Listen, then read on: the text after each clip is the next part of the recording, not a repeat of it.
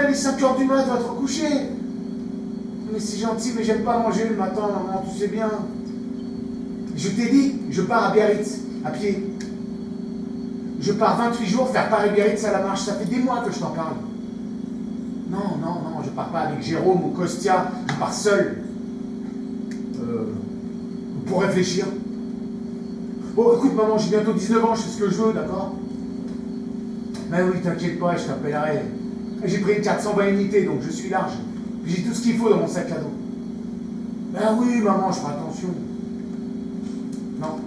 Non, maman, tu vas pas te mettre à pleurer. Mais maman, je suis fort. Je suis rugbyman. Petit mais costaud. Allez, câlin. Moi aussi, je t'aime. Maman.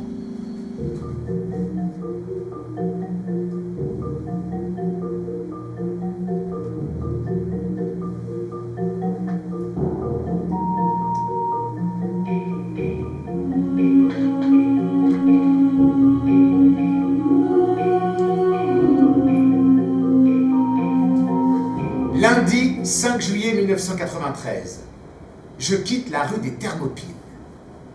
Thermopyles, porte chaude en grec.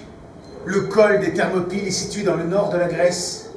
Il a été le théâtre de la plus célèbre bataille de l'Antiquité, celle de Léonidas Ier, roi de Sparte, contre l'armée perse de Xerxès Ier. Bien que très inférieurs en nombre, les Grecs ont tenu ce col étroit pendant 3 jours avec leur roi. Et malgré la défaite, leur défense a pris des proportions légendaire pour des siècles et des siècles.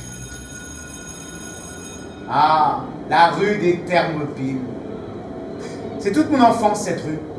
J'y joue des heures après l'école. Et au collège, je la prends 4 fois par jour. Eh ouais, je suis pas demi-pensionnaire. J'ai le beau-père qui me fait à manger tous les midis. Grande classe, ces escalopes à la crème. Paix à ton âme, le pas.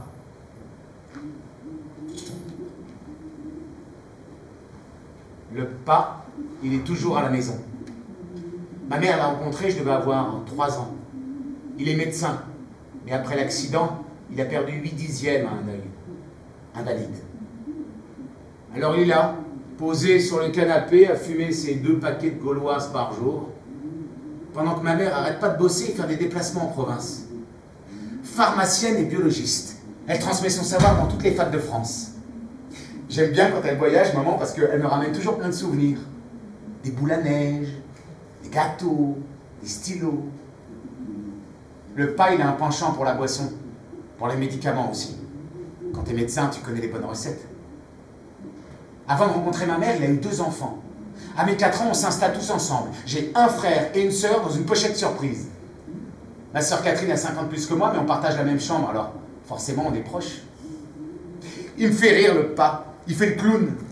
Le soir, au dessert, il se met une boule de glace vanille sur chaque œil, avec ses lunettes par-dessus. Ma mère part pleurer dans sa chambre.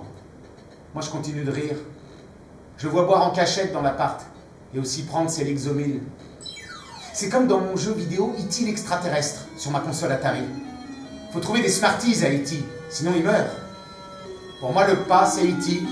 Il lui faut ses Smarties.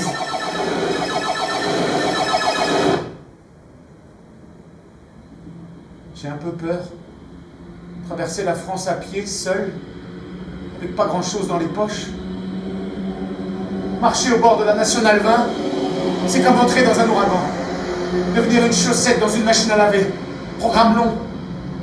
Et plus j'avance dans ce vacarme, et plus le paysage devient chaotique. Haché. Stop! Stop!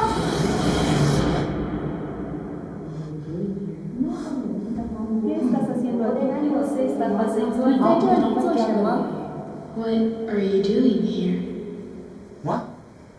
Moi, je traverse la France à pied, jusqu'à Biarritz. Pour réfléchir. Un voyage initiatique? Ouais, on peut dire ça comme ça. Le pèlerinage de Saint-Jacques-de-Compostelle. Ouais, j'en ai déjà entendu parler. En même temps, je suis pas très catho. Ça n'a rien à voir. Bon. Le Saint-Jacques-de-Compostelle, disciple de Jésus, aurait fait un voyage en Espagne avant de finir en martyr décapité en Palestine. Des fidèles auraient rapatrié sa dépouille en Galice, histoire de bien assurer le pouvoir catholique en Espagne. On n'est sûr de rien. Mais le Saint-Jacques, il entre dans la légende avec le pape Alexandre VI, qui déclare son pèlerinage comme l'un des 3 plus grands pèlerinages de la chrétienté. Si c'est pas catho, tout ça. Sans le savoir, une partie de mon Paris-Biarritz emprunte une partie du pèlerinage. En 93, ils étaient 10 000 à marcher. Aujourd'hui, ils sont plus de 450 000. Paris-Biarritz, c'est mon Saint-Jacques. J'en ai croisé sur la route des pèlerins avec la coquille sur leur sac. J'ai pas beaucoup échangé avec eux, mais on partage la même solitude, la même souffrance. Une pénitence qui fait partie intégrante du pèlerinage. Bien sûr, pour t'accompagner, il te faut de la spiritualité, et les pèlerins le savent. Ils ont leur rite bien à eux tout au long du parcours. Prier la Vierge Noire au Puy-en-Velay, passer la porte Saint-Jacques à Saint-Jean-Pied-de-Port, laisser une petite pierre à la Cruz de Ferro. Moi, j'ai pas tous ces repères. Alors je me construis ma PRP, ma petite religion particulière. Mercurochrome, PQ et vache qui rit.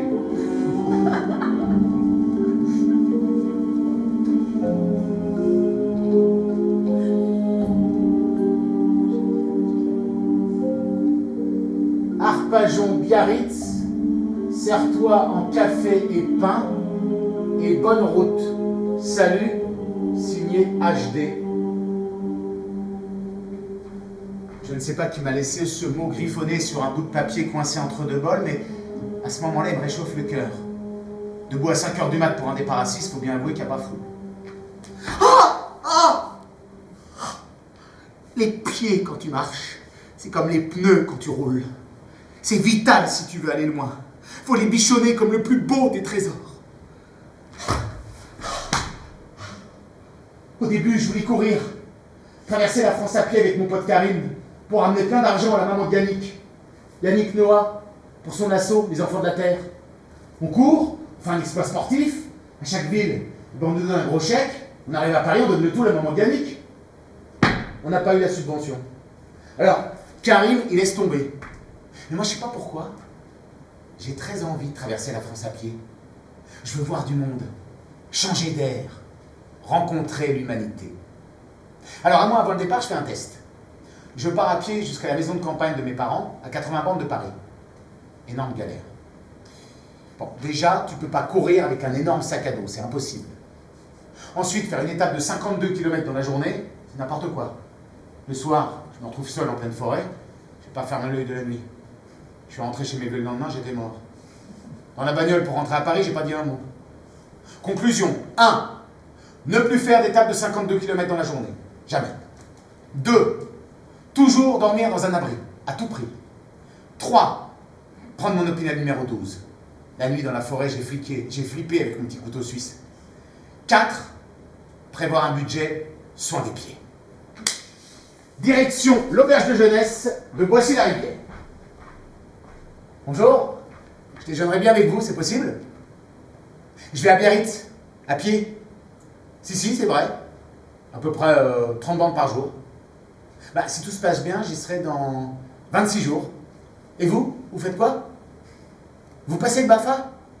Vous apprenez à faire la cuisine? Ah oui, comme ça, les jeunes, après, ils font leur repas eux-mêmes. Moi, je mange que des vaches qui rient et des pommes. Mais attention, hein, c'est pas évident de bien ouvrir une vache qui rit. C'est tout un art. Faut tirer délicatement sur la languette rouge et surtout bien suivre l'arête du triangle. C'est ça le secret. Ils sont 7 avec une seule fille dans le groupe. Leur éducateur a une longue barbe blanche. Ça me rappelle mes jeunes années chez les scouts, pendant les camps de vacances. Mon premier baiser sous la tente avec Aurélie Creusat et son serre-tête en velours bleu marine. On aurait dit qu'il était vissé sur sa tête. J'ai le badge aumônier du Seigneur. Mon rôle pendant les camps, c'est de construire une croix avec des branches, un petit autel pour la messe, et basta. J'ai même des hosties à dispo. C'est le curé de la paroisse qui a insisté.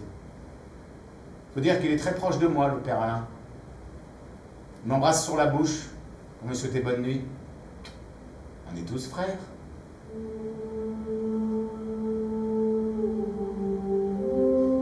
Il y a un Portugais aux yeux clairs dans ma patrouille. Il s'appelle Michel-Ange. Il est très grand, avec un corps tout fin, comme un Giacometti. Il fait quelques camps avec nous, puis un jour plus rien, disparu. Chut, envolé le Michel-Ange. Il se fait violer dans la chapelle de l'église Notre-Dame du Travail par le père Tadeusz, un prêtre polonais qui lui aussi a très vite disparu. Dans le quartier, il se dit que la famille a touché de l'argent pour se taire et que le diocèse a renvoyé direct le père Tadeusz en Pologne. J'ai jamais su la vérité, mais ce qui est certain, c'est que tout le monde a bien fermé sa gueule. Comme si tout ça n'avait jamais existé. Le père Alain, je suis sûr qu'il savait. Il n'a rien dit. En France, ils sont plus de 300 000 à avoir été abusés par des prêtres depuis 1950. Le rapport de la commission sur ces abus sexuels commis dans l'église s'appelle « Sauver ». Quand j'ai voulu me marier, ma mère insiste pour qu'on passe à l'église. Avec Sandrine, on n'est pas très chaud, mais bon, on fait plaisir à maman, on se marie devant Dieu. Mais comme il n'y a pas de prêtre à l'église du village, ma mère appelle le fameux père Alain pour la cérémonie. Le mec fait son show, très bien d'ailleurs, et en partant, il me plotte le cul et il me dit à l'oreille « T'es super mignon dans ton costard. » Quoi? Vous partez déjà? Vous campez à Étampes? Ah bah, c'est dommage, j'étais tout à l'heure, on aurait pu... Elle est immense, cette auberge de jeunesse. Des dortoirs remplis de lits superposés en métal. Ça me rappelle l'internat au lycée La Canale, en sport-études rugby. Le bizutage, les premières cuites, les petites bourgeoises de l'avenue Le Nôtre à Sceaux qui viennent s'encanailler avec du rugbyman. Doucement, Chérubin, doucement! Alors, c'est vous le marcheur? Ça suffit, Chérubin! Oui, c'est moi. J'ai dû m'assoupir, je vous ai pas entendu arriver.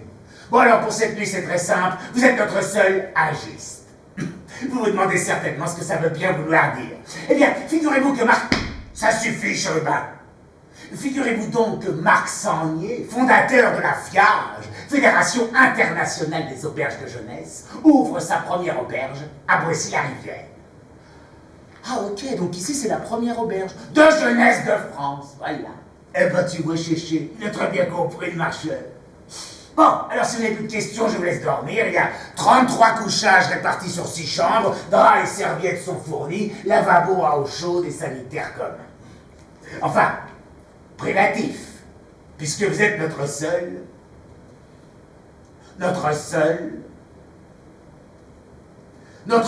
agiste. Oh, rappelez-vous, Marc Sangnier, la FIAGE, agiste.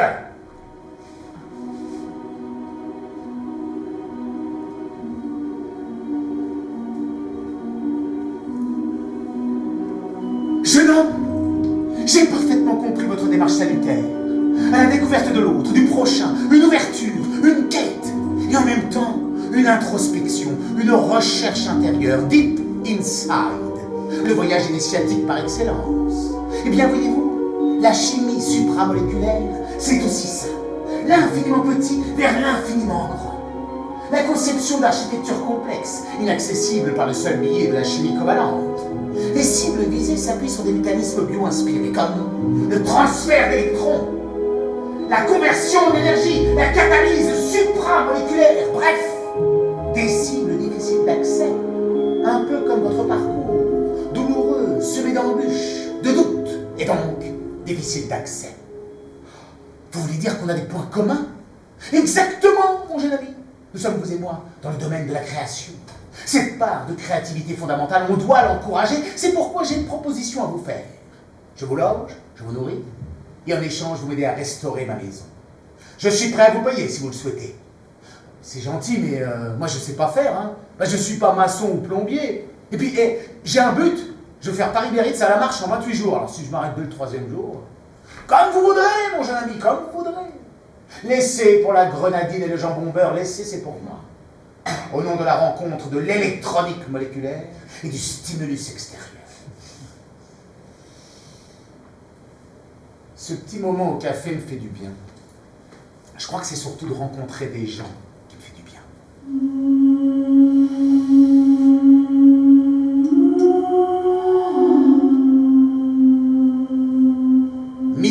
Bazoches, les Galérandes. C'est ce qu'on appelle un village-route. Un village, une route. Un trou paumé, entouré de champs à perte de vue, à la croisée de la D97 et D927. La platitude absolue. Travail, famille, tracteur. Bienvenue en Beauce, le grenier de la France. Y a quelqu'un? Qu'est-ce que vous voulez? Je traverse la France à pied, on m'a conseillé de venir chez vous pour passer la nuit. Je me demande bien qui a pu vous dire un truc pareil. De toute façon, les hommes sont encore au champ. Repasser en fin de journée, moi je peux rien pour vous. 18h, Bazoches, les Galérandes. Eh, c'est vous, l'originel? Ma mère m'a prévenu. Ah, pas de place chez nous. Mais je peux vous proposer la grange, juste en face, à tout juste 10 mètres de la paille. Oui, ouais, c'est formidable ça. Ça me rappellera la ferme de mon oncle et les paysans en Lorraine. Et culto, comme nous. Ben, il a beaucoup moins d'hectares que vous, c'est sûr, mais il y a des vaches. Eh ben, avec plus de la merde. Ça est subvention de la PAC, on serait mort. De toute façon, on est déjà tous morts. 2 suicides par jour chez Culto. 2, fait réfléchir. Hein. Et quand on voit tous ces immigrés, est-ce que je veux dire?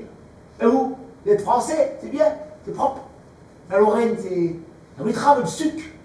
Ah, avec la mondialisation, on est envahi par les Polacs, les Roumains. Et les Chinois maintenant. Hein. Les bonnes nuits. Mais, pas de bêtises dans la grange, je vous ai à l'œil.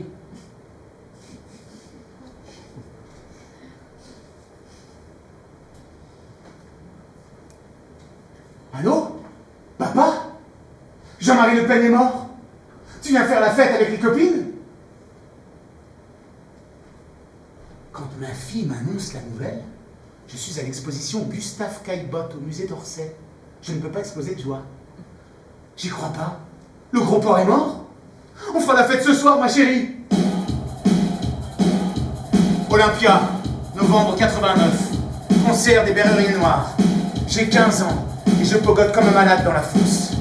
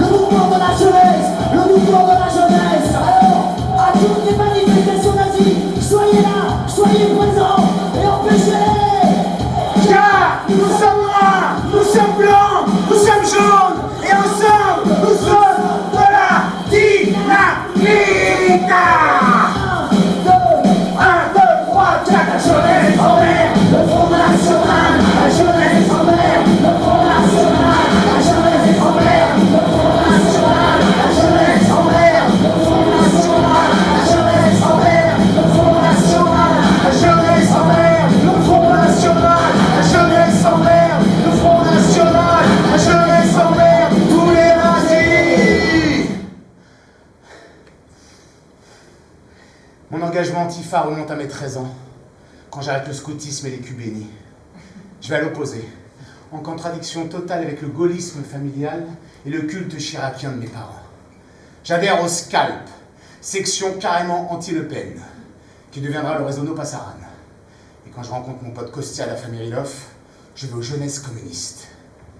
Veste Harrington, polo Fred Perry, doc rouge Montendre, prêt à en découdre contre les skinheads du quartier ou les gudards d'Assas pendant mes années fac.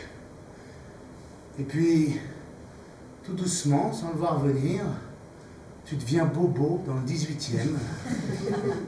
T'as des gosses, t'approches gentiment de la quarantaine avec le cœur toujours à gauche et le portefeuille qui penche dangereusement à droite.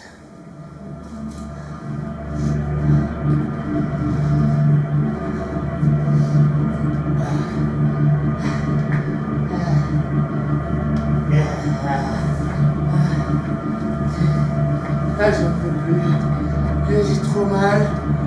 Je vais pas tenir, j'ai trop mal.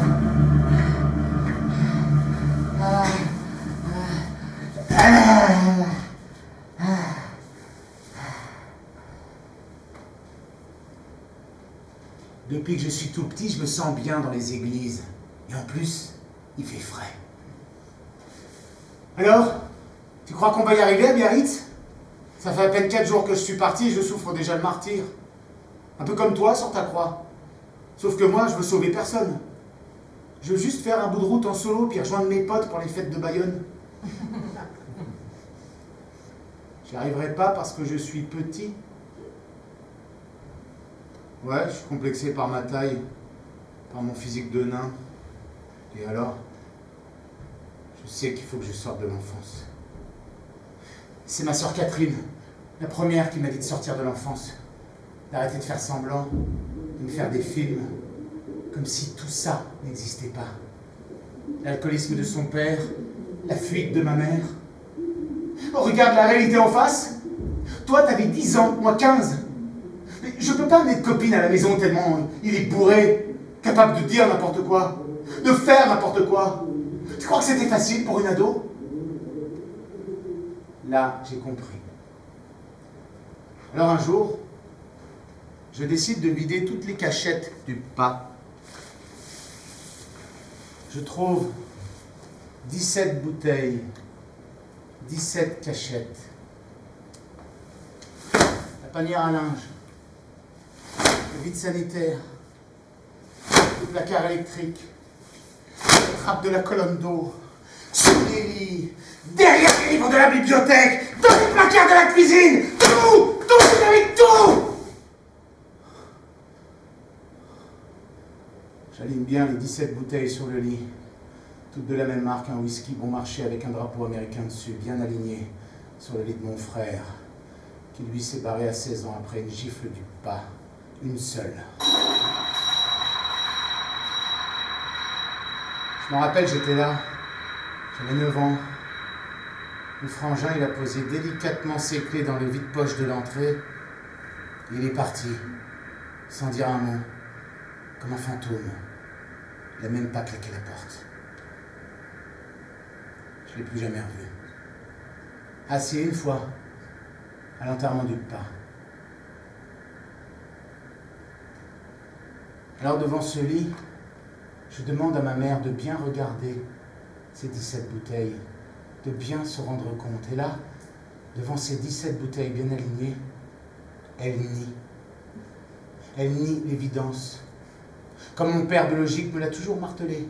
Nie jusqu'à l'évidence, mon fils. Mais elle fait pareil, maman. Elle nie l'évidence. Là, j'ai compris.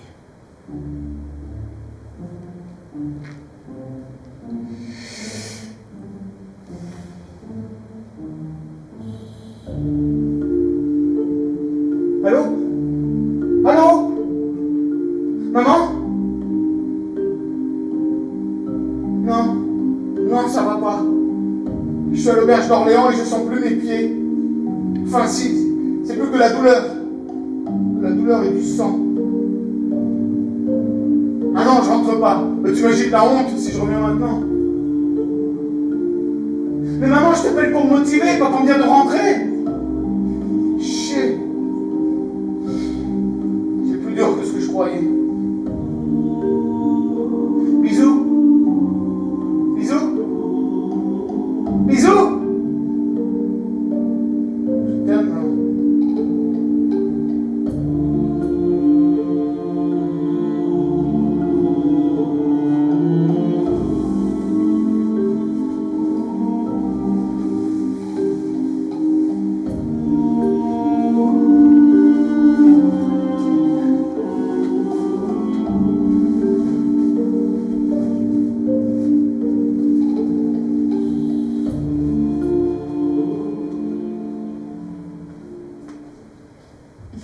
Monsieur Laurin, je suppose. Bienvenue à l'auberge de jeunesse de Blois-les-Grouets. Avez-vous pris connaissance de notre règlement intérieur?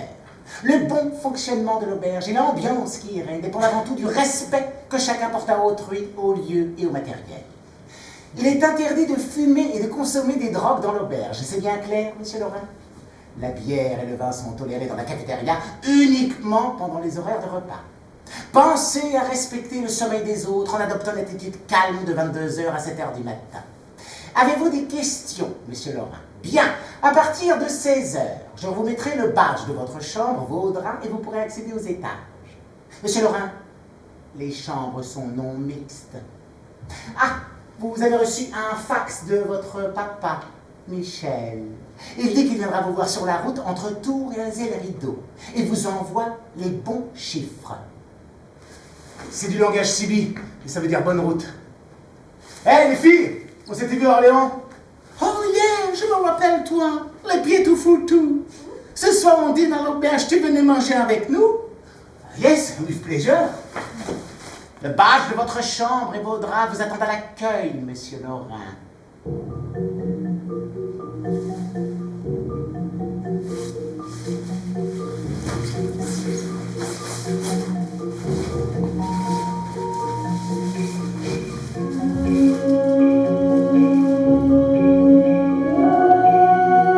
Non, merci. C'est bon. Je vais marcher. Oui, je vous assure, hein. J'aime bien marcher. Oui, même sous la pluie. Merci. Les jours de pluie, c'est mon lot quotidien. Les bagnoles qui s'arrêtent sur la route. C'est gentil, mais moi j'aime bien marcher sous la pluie. Dans mon poncho, à l'abri, au chaud, baignant dans ma sueur comme dans un nid douillet. La toile plastique accentue le bruit de la pluie. J'ai l'impression d'être seul au monde. Je commence à me soucier uniquement de mon itinéraire, des étapes à préparer, des horaires à respecter. Plus je marche, plus je me sens bien, plus je me sens libre.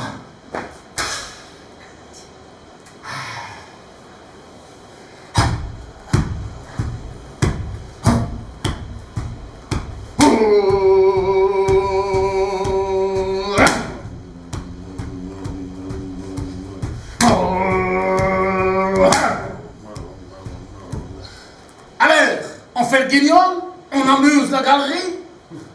Excusez-moi, je vous ai dérangé? Bon, tout d'abord, nous avons cru une animation de la ville. Alors, avec mon groupe, nous sommes descendus pour voir. Et là, comme pour ainsi dire, nous sommes tombés nez à nez sur vous. C'est gai, le spectacle, hein? Je passe le temps sous un pont. Ça fait des heures que j'attends l'ouverture de l'auberge de jeunesse. Oh, c'est pas vrai? L'auberge d'Amboise? Oh, ça, c'est fort de café, c'est moi qui ai les clés. Bon, ne reste pas en slip et range ton bardin. Tu soupes avec nous ce soir. En route, mauvaise troupe. Alors, cet après-midi, nous sommes allés visiter le château d'Amboise. Tu connais? Ah, tu rates quelque chose, hein? Il est comme posé sur le fleuve. Puis la vue dit, ouh, c'est prenant, hein? C'est Charles VIII qui a commencé les transformations. Mais c'est surtout François Ier qui a laissé sa patte au château, hein? Oui. Mais alors, le clou du spectacle, hein, c'est la sépulture de Léonard de Vinci. Alors ça, c'est une claque, hein? Tu ne sais pas retenir ton émotion dans ces moments-là. Excusez-moi, vous avez un léger accent, non? Ben, on ne sait pas faire autrement. On est de Virton, en Belgique. Alors, vous n'allez pas me croire, j'ai de la famille dans le coin. C'est le bonbon, ça. D'où dit? Bah, d'où ce qu'elle vient? De Saint-Marc. De Saint-Marc. Le gamin est de chez nous. Comment qu'elle s'appelle, ta famille? Tante Jeanne et Raphaël Blanchard. Le gamin de la famille Blanchard. Les assurances. Moi, je le connais bien, Raphaël. Hein. On fait des belles parties de chasse ensemble. Hein. Comment qu'elle s'appelle déjà, sa chienne? Celta. Ouh, une belle épanouie avec un flair infaillible. Hein. Faut voir comment qu'elle piste le gibier, imparable. Hein. Puis le Raphaël, c'est pas un manchot à la carabine. Hein. Tireur d'élite.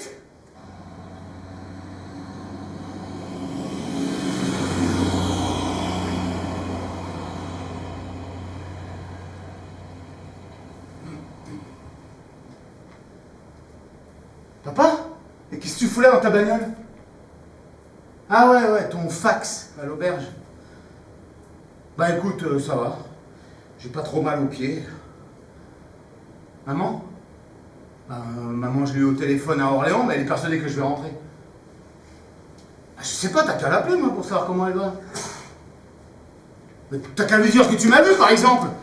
Ça vous évitera peut-être de vous engueuler pour une fois. Non, t'as raison, papa, l'appelle pas. Bon, écoute, papa, j'ai un timing serré, je dois repartir en attendant à l'office du tourisme. Mon père, passionné de bagnoles et de CB. J'ai jamais trop su s'il était heureux d'avoir eu un fils. Le père biologique, comme je l'appelle. Pas trop présent dans ma vie, mais qui apparaît là comme par surprise, au milieu de nulle part. C'est surréaliste cette rencontre au bord de la route. Lui, il me serre dans ses bras, il veut féliciter son champion. Moi, je suis pas très à l'aise. Il est ravi de me voir, mais moi, je suis déjà ailleurs.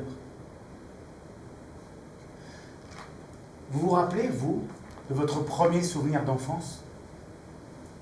Moi, la première image qui me vient, c'est un petit chat. Il s'appelle Mistigris. Je suis dans ma chambre, je dois avoir 3 ans. Je tiens un chaton par le cou et je veux le planter au mur avec un clou dans sa queue pour le faire tourner sur lui-même. Comme la roue de la fortune à la foire. Non, c'est pas vrai. C'est pas mon premier souvenir d'enfance. C'est une image que je me suis fabriquée. Un mirage pour tenter d'oublier un souvenir bien ancré dans ma mémoire depuis mes 4 ans. Mon premier souvenir, c'est un cri d'enfant. Mon cri. Recroquevillé sous une table. Qui ne veut pas voir, pas entendre, pas subir la violence qu'on lui impose. Un cri sourd, mêlé à d'autres cris. Ceux des adultes qui s'insultent et se battent. 2 coqs pour la même poule. Le pas et le père biologique. J'entends des coups, je vois du sang, le sang du pas qui coule. C'est ça, l'accident. Des cris, des coups, du sang, c'est mon premier souvenir d'enfance.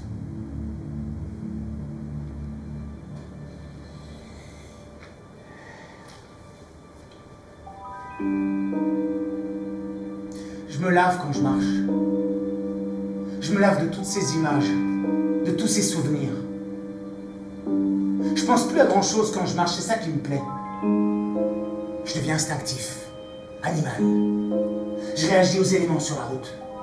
Je ramasse les déchets. En Lorraine, jusqu'à mes 8 ans, je vis à la campagne. Je m'invente des aventures dans les bois pour écouter les oiseaux. Dans les prés pour regarder les vaches. Mais aussi pour aller jouer à la décharge.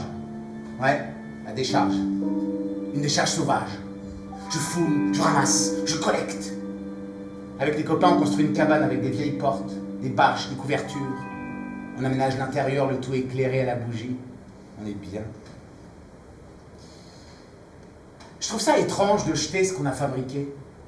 Ce qu'on a mis des siècles à imaginer, à concevoir, à distribuer. On jette, on rachète. On jette, on rachète. Je me suis souvent habillé dans les fringues des autres, comme si on était plusieurs dans le même t-shirt. Celui-là, c'est mon préféré. 35 jours. C'est la durée de vie moyenne d'un t-shirt de fast fashion. Chaque année en Europe, on jette 4 millions de tonnes de vêtements. 20% seulement sont recyclés. Aujourd'hui, le désert d'Atacama au Chili, c'est le lieu où tous les vêtements indésirables du monde sont entassés. Des dizaines de milliers de tonnes. Des dunes visibles depuis l'espace.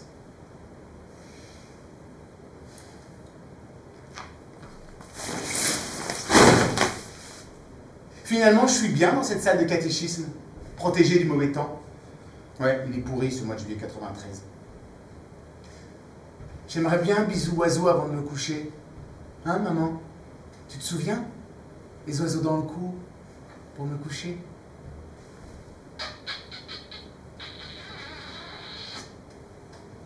C'est doux, c'est bon.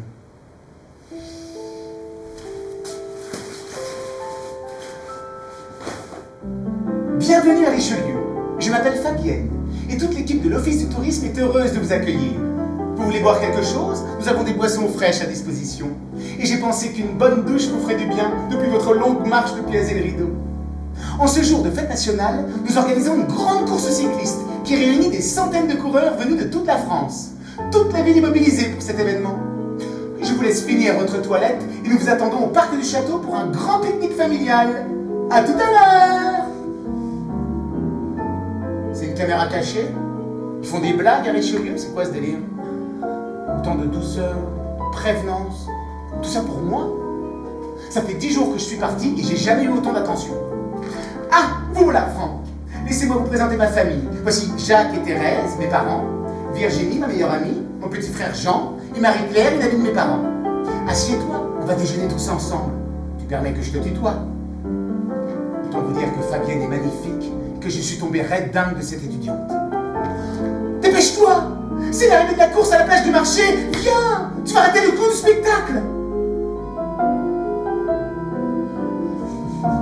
Ils sont magnifiques, tous ces coureurs! Ils sont beaux dans l'effort! Ah ouais, c'est dur le vélo. Hein. En même temps, la marche à pied, c'est dur aussi. Hein. Ah mais là, il y a le style, le panache, la vitesse. Puis tous ces corps en danseuse, l'ambiance, j'adore. Bon, allez, viens. Ce soir, tu dors à la maison. Et en plus, je t'ai laissé ma chambre. Je dors avec mon petit frère. Ah ben, il fallait pas. Je peux dormir sur un canapé ou on peut dormir tous les deux dans ta chambre. Pardon? Non, je veux dire, je peux dormir n'importe où, c'est ça que je veux dire. Bon, allez, oublie pas ton sac à dos. Tu verras, depuis notre jardin, on voit super bien le feu d'artifice. Après une dernière tentative au bouquet final, j'ai compris que Fabienne préférait les cyclistes aux marcheurs. J'oublierai jamais ces gens. Ils étaient généreux et souriants. C'est ma première nuit chez l'habitant, la seule et unique dans le lit de Fabienne.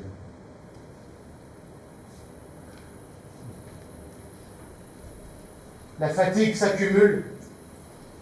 Mes pieds se remettent à faire des ampoules.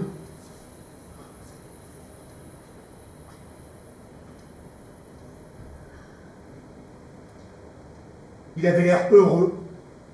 Il est reparti aussi sec. Il veut que je devienne pilote automobile, un peu comme lui dans sa jeunesse. Il faisait du rallye en amateur. Il collectionne les vieilles bagnoles aussi. Ma mère déteste ça. Qu'est-ce qu'une pharmacienne biologiste, double thésard, passionnée par les champignons et les plantes, a bien pu lui trouver? Il n'y a pas longtemps, je suis tombé sur des photos de mon père jeune. Le mariage avec maman. Un putain de beau gosse et une sacrée bombasse. Ils étaient beaux tous les deux, hein, mais ils n'avaient rien à faire ensemble.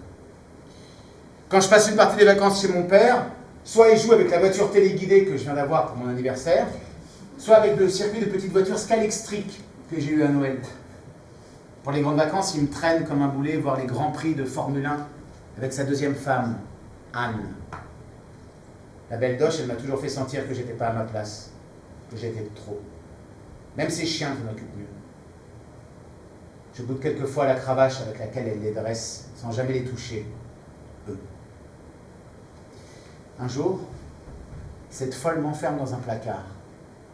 Quand je raconte ça à mon père, il sort enfin de sa lâcheté et lui met une belle tarniole dans sa sale gueule. Ça me fait du bien de la voir souffrir, de se faire rabaisser. Je suis vite devenu schizophrène. Chez mon père, ma mère est une conne, accompagnée d'un invalide alcoolique. Et chez ma mère, mon père est un égoïste, accompagné d'une garce écervelée. Des années plus tard, la belle Doche meurt d'un cancer des poumons dans d'atroces souffrances. Je vais la voir au centre de soins palliatifs. Je le fais pour mon père. Elle maigrit à vue d'œil. Ce n'est plus qu'un petit squelette décharné avec deux grands yeux bleus. Elle ressemble à E.T., mais à la fin du film, quand il est tout blanc et qu'on croit qu'il va mourir. Je la vois me supplier de lui pardonner, de faire enfin la paix. Avec toute la morphine qu'elle s'enfile, elle me prend pour son fils. Elle qui n'a jamais eu de gosse, qui a toujours été méchante avec moi. Alors je pardonne. Je me libère de la haine. Je serre doucement ce petit corps cadavérique et lui susurre à l'oreille « Je t'aime ». Évidemment, c'est pas vrai. Elle meurt quelques jours après, seule. Aucun membre de sa famille ne viendra à son enterrement, aucun. Sauf moi.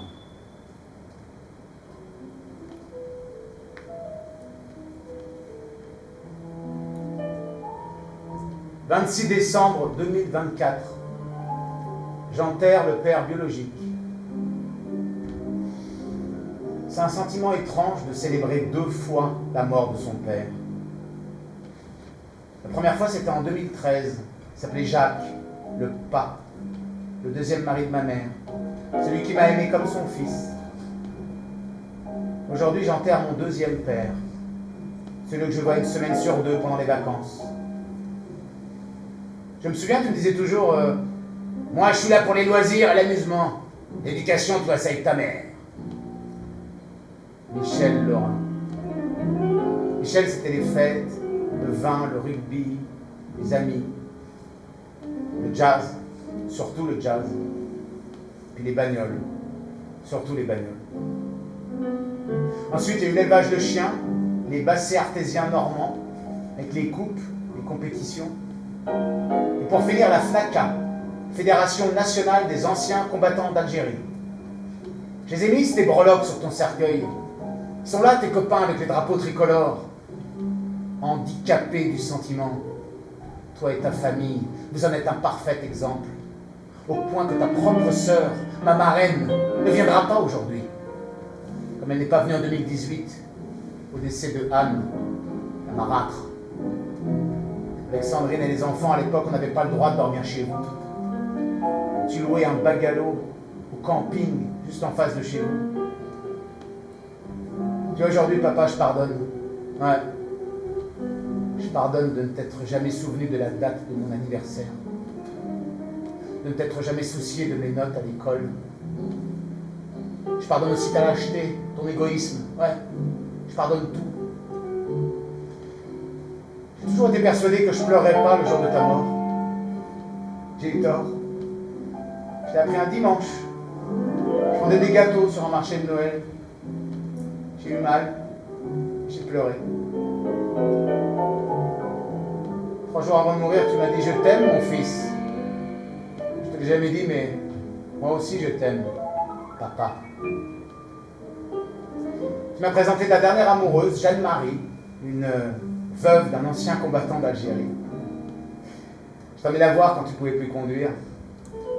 Vous étiez beaux tous les deux pour vous faire des petits bisous d'amoureux, comme 2 ados sur le canapé. D'ailleurs, elle t'embrasse fort, Jeanne-Marie. Mais comme toi, elle a très mal au dos. Elle ne viendra pas.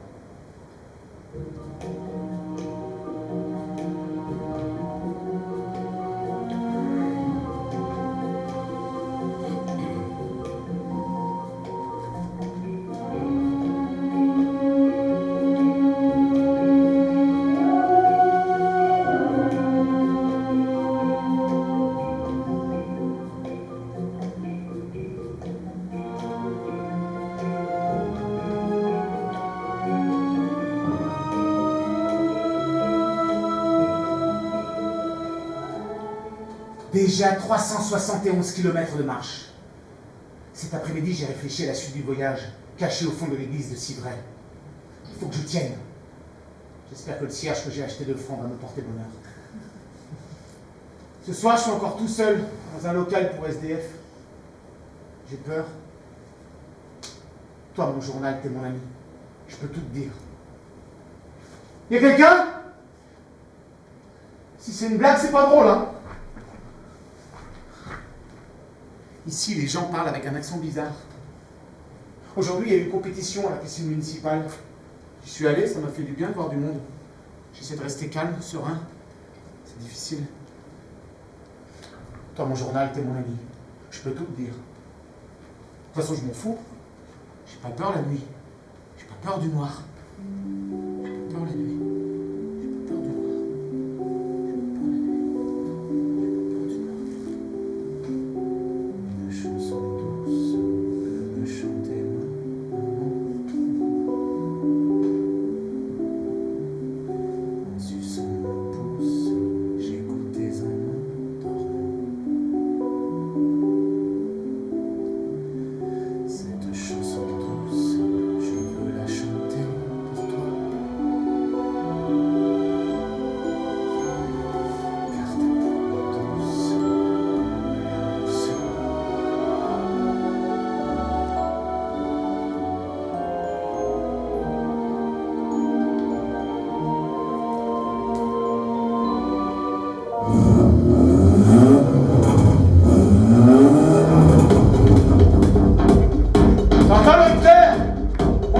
tours, écoute ça. Vous voulez pas, là 127 décibels le dernier concours. Et tous déchirés. Changement de jambe d'origine. Pneu Dunlop SP devant, Michelin Énergie derrière. Double échappement 76 Rémus. Décyclage du Peugeot du 106. Et pas belle ma bijou. Puis niveau sono, j'ai fait fort aussi. C'est le dernier Pioneer 6600 MP, celui qui change de couleur et tout. Avec haut-parleur focal 13 pouces devant, JBL GT au 20 pouces derrière. C'est lourd! Ouais! Avoir Jennifer qui fait la bouffe. Mais avant, apéro. Hé Jenny! Je vais montrer Bijou, t'as entendu? Elle ronronne toujours aussi bien. Un peu comme toi ma chérie. Alors comme ça, tu traverses la France à pied. Pourquoi pas en bagnole? C'est quand même plus pratique. Avec Jenny, on s'est rencontrés à un rassemblement tuning. Alors tu vois, la bagnole, ça rassemble. Quoi, c'est pas vrai? Ouais, je te connais depuis le lycée, mais c'est Bijou qui nous a rapprochés. Ah, Bijou! La première bagnole, c'est une 4L blanche. Cadeau du père biologique. Je pète le joint de culasse quelques mois après sur la 86. Il est dégoûté le daron. Moi, je m'en fous. Il a toujours voulu que je m'intéresse aux bagnoles. Perso, je trouve que ça pue, ça pollue.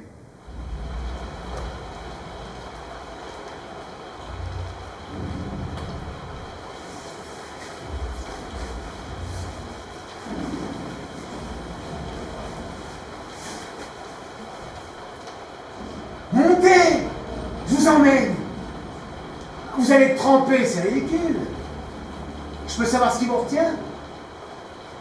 Bon, c'est bien de marcher, hein, c'est bon pour la santé, mais il faut savoir faire des pauses et profiter d'un peu de confort. Regarde, intérieur cuir, accoudoir, appui-tête, bronze de noyer, il y a même la clim. Tu pourras te sécher à l'intérieur, allez, monte! Je sais que t'en as envie. Et je suis sûr que t'es jamais monté dans une R25 Baccarat. Allez, arrête de faire l'enfant. Tu peux aller chez moi si tu veux. Je m'occuperai bien de toi, tu sais. On va se réchauffer tous les deux, on sera bien. Tu vas transpirer, ma petite salope. Ça va pas, non? Viens chez moi, tracer la route, je vous dis. Comme tu veux, mon mignon. Je te retrouverai. Et je m'occuperai bien de toi. De me faire confiance, petite salope.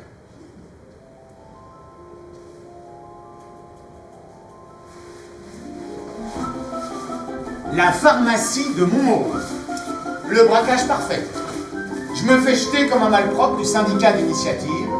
Ici, on est froid et pas accueillant. Faut voir comme une cause, les pauvres. Je me démonte pas. Un petit tour chez les commerçants du coin à faire mon laïus habituel. Et je débarque à la pharmacie. Là, après quelques échanges avec les sbires du comptoir, on me présente madame la pharmacienne. Je découvre alors une magnifique brune d'une quarantaine d'années, savamment drapée dans sa blouse blanche, laissant deviner un corps sculptural digne des grandes déesses antiques. Évidemment, je ne laisse rien paraître et commence mon numéro de charme. En quelques minutes, la donzelle est sous emprise. Rendez-vous est pris à 18h devant l'officine.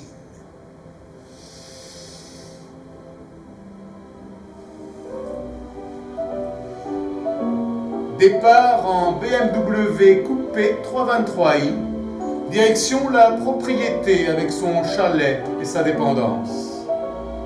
Madame a du goût et les moyens qui vont avec.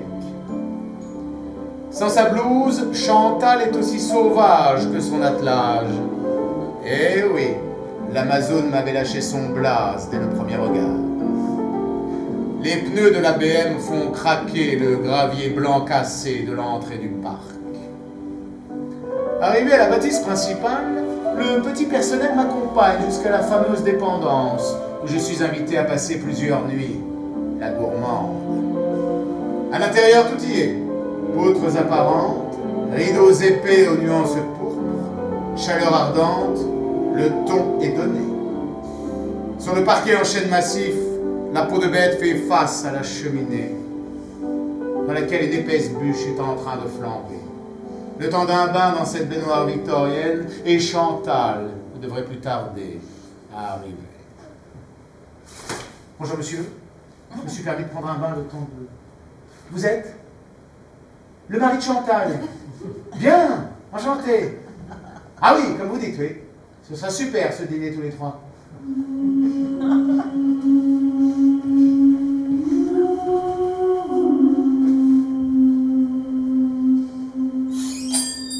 Bonjour. Une demi-baguette, s'il vous plaît. À tout hasard, vous savez où je peux dormir ce soir? Non, non, non, pas à l'hôtel. Je cherche à loger chez l'habitant. 4 heures du matin? Ça me fait pas peur.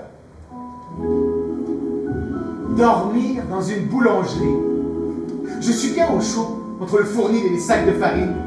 Et puis, ces odeurs de pain et de viennoiserie, c'est un retour direct à l'enfance, au temps des goûters après l'école. En Lorraine, c'est Mamie Micotis qui vient me chercher, toujours avec un sacristain.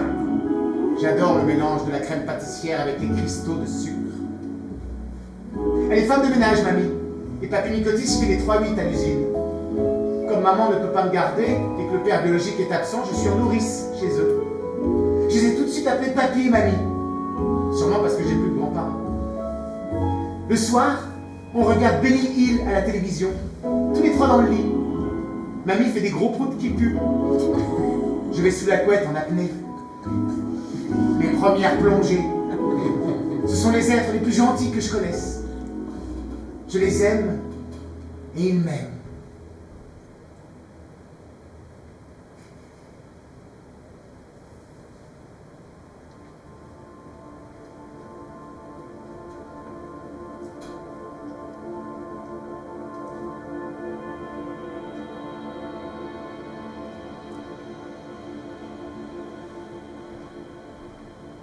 Mes pieds me font plus mal. C'est de bon augure avant d'arriver à Biarritz. Et Bordeaux, la ville juste avant Biarritz. Je commence à aimer cette vie. Vous voulez m'offrir un verre? Un gin bien frais? Chez vous? Pourquoi pas, c'est gentil. Pourquoi j'accepte? Bienvenue dans mon nid d'oiseau. C'est tout petit et tout mignon, comme toi. Je rigole. Regarde par la fenêtre. On voit toute la ville et les vignobles. Vas-y, installe-toi, fais comme chez toi. Vous savez, j'ai un timing serré, hein. Je prends un verre et je file. Il fait un peu chaud, tu trouves pas? Ouais, normal pour un mois de juillet. Tu peux enlever ton haut si tu veux. Non, ça va, je vous remercie. Mais il faut se mettre à l'aise, n'hésite pas. Hein. Moi-même, je commence un peu à avoir chaud. On le boit, ce Ginny? Et j'ai mieux que ça pour toi. Tu connais le jus d'homme? Putain, je pensais... Tu m'enfermes, les connards! Laisse-toi faire.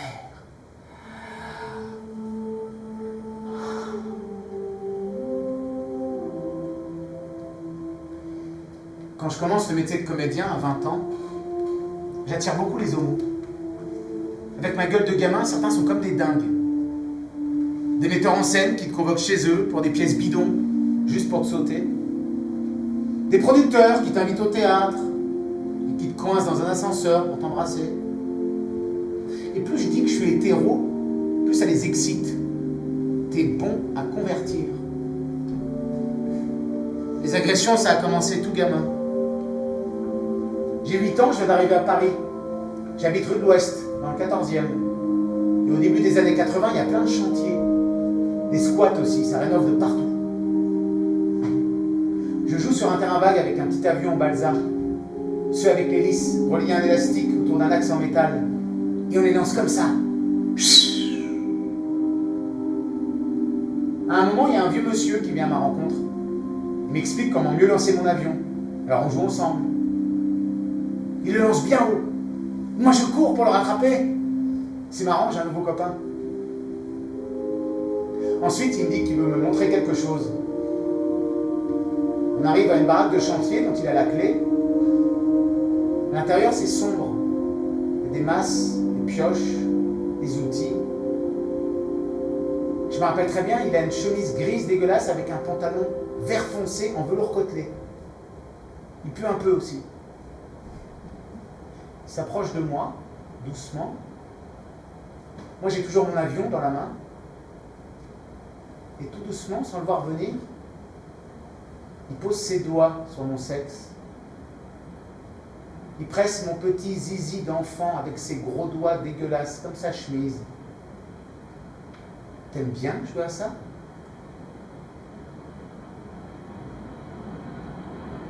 J'ai couru jusqu'à perdre haleine.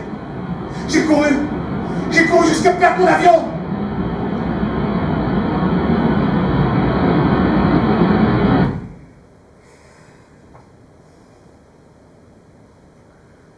Des années plus tard, juste avant de rentrer au lycée en sport-études rugby, je recroise ce vieux monsieur dans la rue.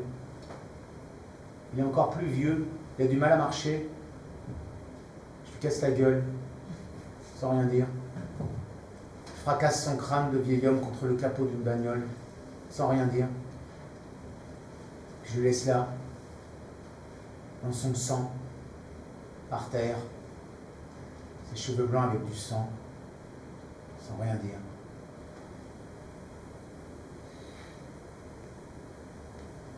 J'adore mettre du vernis sur mes pieds quand il fait beau. Le bleu électrique, c'est mon préféré. Ça passe moyen en rugby. J'ai déjà aimé des garçons. Mes filles ont déjà aimé des filles. J'ai toujours été attiré par les filles. Un hétéro qui aime les filles un peu garçonnes, pas trop maquillées, pas trop sophistiquées, un peu brutes de fonderie, un peu mec en fait. Mes filles n'arrêtent pas de me dire que je ressemble à un gay. J'ai jamais trop compris pourquoi.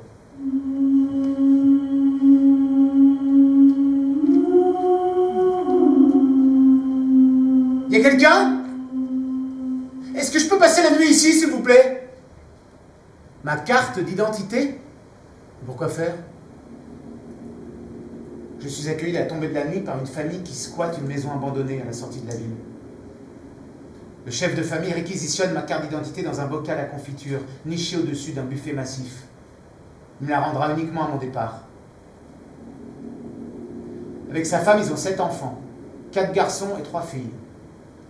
Cette grande famille vend des sacs de sarment de vigne pour les profits des restos du cœur en bord de route.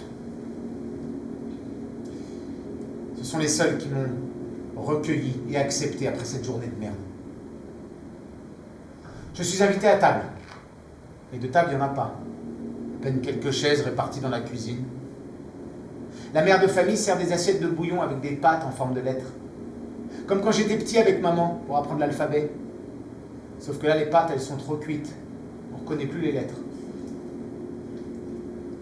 À la première gorgée, je sens que ça passe pas. C'est infâme, infect, limite au javel. Les enfants, ils bronchent pas. Ils ont entre 4 et 16 ans, tous entassés à 2 ou 3 par chaise.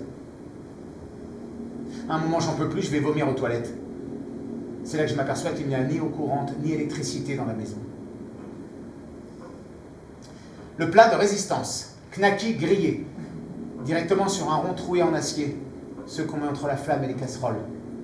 Il est rempli de crasse. Les knackis sont carbonisés. Pendant le repas, c'est comme si j'existais pas. Ils parlent de marques de bagnole, de vêtements, de sorties en boîte de nuit. Ils sont tous habillés avec des fringues de récup, fluo et pas du tout à leur taille. Le repas dure à peine 10 minutes. Engueulade entre le père et le fils aîné, au sujet de cette sortie en boîte de nuit. On est vendredi et le grand fiston a envie de se détendre. Le père, il enlève sa ceinture pour le rosser, et là j'ai bien cru que ça allait partir dans tous les sens. Heureusement, le grand fiston baisse la garde. Il va se planter à la fenêtre ouverte de sa chambre. Il ne la quittera pas de toute la nuit. Ensuite, tout le monde est allé se coucher sans dire quoi que ce soit. Les parents ont leur chambre qui donne sur les vignes, celle des 7 enfants sur la départementale. Dans cette chambre, il n'y a que 2 lits. La répartition est simple. Un lit pour les filles, un lit pour les garçons. Tout le monde dort habillé, chaussures comprises. Je ne déroge pas à la règle. Je m'allonge dans le lit des garçons, la tête tournée vers la fenêtre ouverte. Le grand fiston compte toujours les bagnoles qui passent. Les petits dorment les uns contre les autres, comme des chiots. C'est la plus petite des sœurs qui vient leur faire un bisou avant de se coucher, mais pas un bisou oiseau. J'ai pas fermé l'œil de la nuit. Une main sur mon opinel, l'autre cramponnée à mon sac à dos, partagée entre la peur et la pitié, la reconnaissance et l'angoisse. Je n'espère qu'une chose, récupérer ma carte d'identité et partir loin, loin de cette misère qui me saute à la gueule.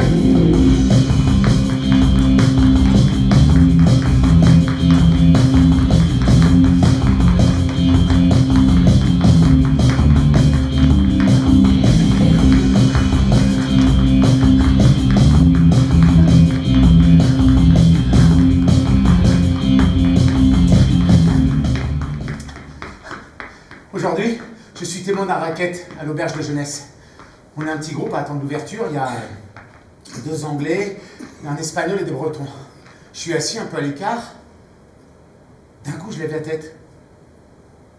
Je vois un des Anglais se faire piquer 1600 balles par une bande de lascars habitués des lieux. J'interviens pas. Ouais, je sais, c'est moche. J'ai peur de prendre un mauvais coup et de foutre en l'air mon voyage. Alors j'accompagne l'Anglais au commissariat pour porter plainte. Puis je lui paye un coup pour remonter le moral. Je me sens lâche de pas avoir bougé. On voudrait toujours pouvoir se regarder comme des chevaliers. Mais la crasse des êtres ordinaires, elle vous rattrape toujours.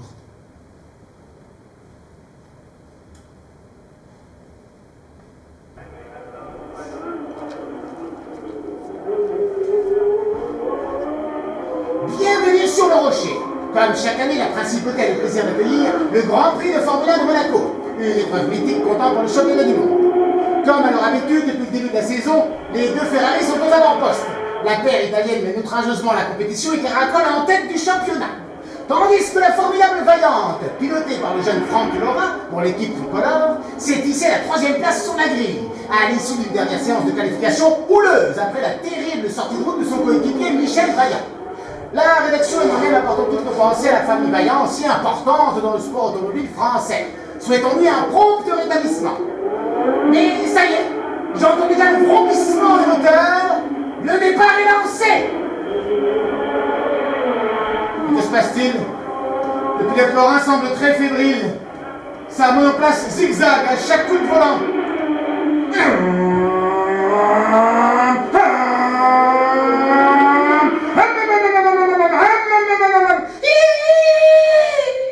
Oui, non, pardon. Excusez-moi. Je voulais pas vous déranger. Vous inquiétez pas, oui, je vais dormir. J'éteins les phares de la vieille Lancia Flaminia que la propriétaire m'a proposé pour dormir. Son mari a un cancer. Dans la maison, avec le respirateur, j'ai cru que c'était un chien malade. Oh, elle est bonne! Oh, qu'est-ce qu'elle est bonne! Oh, le lac de Sanguinet! Ça y est, c'est les vacances! Le sable fin, l'eau fraîche, c'est la liberté! Patricia? Patricia de l'Office du Tourisme, oui. Vous m'attendez pour manger? Alors, c'est lui le Parisien? Il est pas bien grand pour un qui fait dans la course à pied. De la marche. C'est pire. Alors, qu'est-ce qui t'amène? Je traverse la France à pied. Arrête de m'emboucaner, va droit au but. Est-ce que je peux dormir chez vous? Eh ben voilà, ça va mieux en le disant.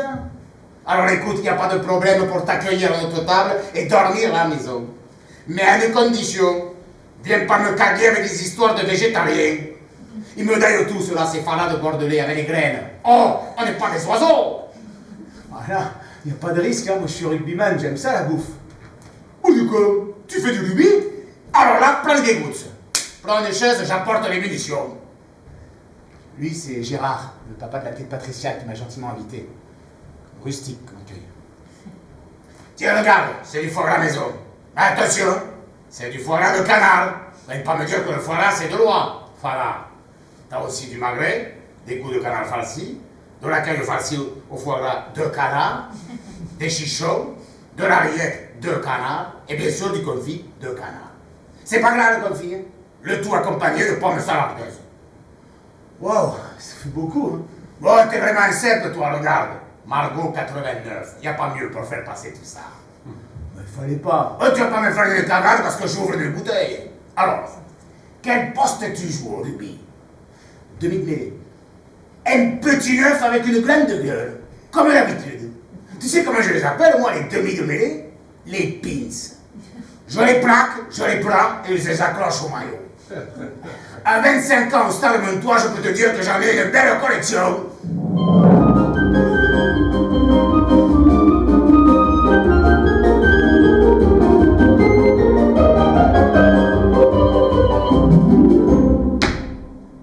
À peine arrivé à l'office du tourisme, qu'une dame d'environ 45 ans m'invite à dîner et à dormir chez elle. Mariée, 2 enfants, lui il travaille chez Esso, Et elle travaille à la maison. Elle s'occupe des enfants. Et comme ils sont grands, ben, elle s'occupe à l'office du tourisme. Leur fille s'appelle Angélique. Je la trouve très mignonne. Elle me rappelle une autre Angélique. Mon premier amour. Une gitane. Un jour, je suis au collège, à la fête du collège, en 3e. Je dois jouer la demande en mariage de Tchekhov. Ses cousins me coincent aux toilettes juste avant de monter sur scène. Ils me menacent avec un couteau. Et toi, le paille, tu le laisses tranquille, la Ange, ou tu te maries avec. Oui? Non? J'avais pas tardé à me coucher, je peux vous aider à quelque chose? Pardon? J'ai pas compris, madame. Mais... Et votre mari? Il a le pétrole? Il vaut les idées?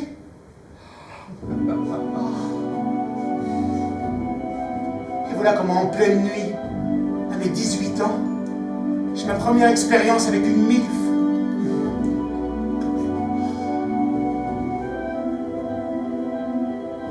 Mimizan, 16h30. Ma rencontre avec l'océan. Plus d'1 an que je ne l'ai pas vu. Sur ma peau, je sens chaque grain de sable qui me fouette avec vigueur.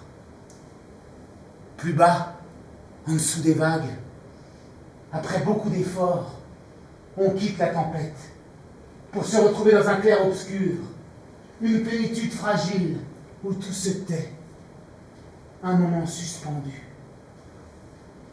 Le silence et la pesanteur, c'est ce que j'aime en plongée. Le calme, la quiétude. Je n'entends plus personne et plus personne ne m'entend. Je peux crier, crier recroquevillé sous la table comme quand j'avais 4 ans. Mais sous l'eau, je ne crie pas. Je me sens bien. Comme quand j'ai pardonné à la belle Doche sur son lit de mort. Je me sens puissant, puissant et silencieux. Comme quand le père biologique me dit qu'il ne regrette rien. Il a bien fait de lui casser la gueule au beau-père.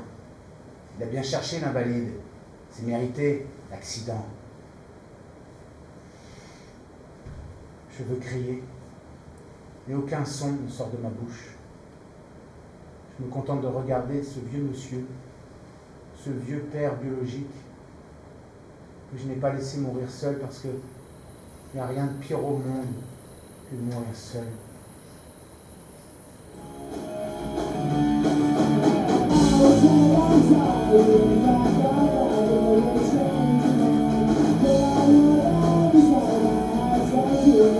C'est la fête au camping. Je bois à tous ces visages, à tous ces gens, à ces 800 bornes, à la santé du pas, de maman, du père biologique et même de la belle Doche. Faut tout pour faire un monde. La vie n'est pas un roman, mon fils, c'est un drame. Santé à toi, l'humanité! Oh putain, ça tourne. Demain, 25 bornes, les dernières. Je vais la voir, moi, sur son rocher, la Vierge. Je vais lui causer. À bien voir ce qu'il y a dans le gilet, la Marie. Putain, lâchez-moi! Mais laissez-moi tranquille! J'ai rendez-vous avec la Vierge! Marie!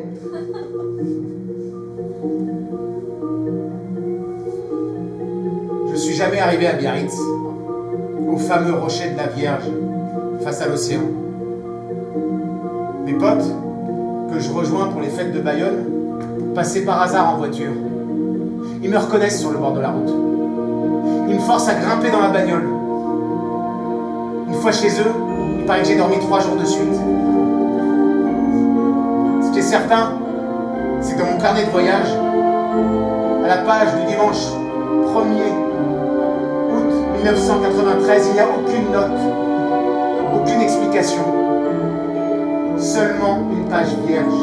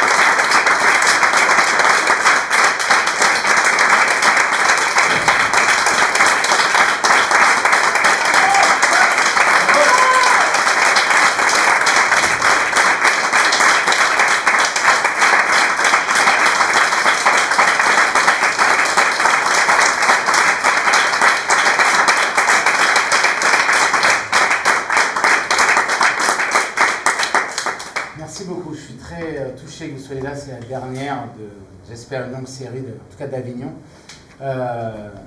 Très vite, parce qu'on a des spectacles derrière. Je remercie très fort ma metteur en scène, Séverine Latulière, qui est dans la salle. Bravo, merci beaucoup. Merci Anna Romer, qui a fait la régie pendant tout le festival. Merci à toute mon équipe, Caroline Rochefort, Marie Barbet-Sambler, Linda Liu, merci beaucoup à ma petite maman d'être là aujourd'hui. Je suis très content. Et pour finir, je remercie la femme de ma vie, Sandrine, qui me supporte depuis plus de 30 ans.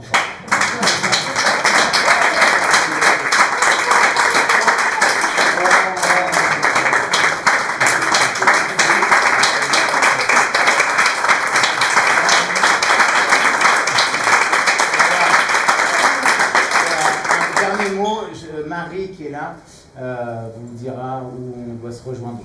Ça. Oui. En temps normal, on donne rendez-vous dans le bar à jus, où vous pouvez toujours aller acheter un petit jus Paris-Biarritz. Simplement pour sa dernière, on lui a fait une petite surprise de dernière. Donc il va venir vous voir en bas et après, malheureusement, je vais devoir vous le voler rapidement. Voilà. Bon, bah merci. Merci beaucoup, à tout de suite. Merci. Merci.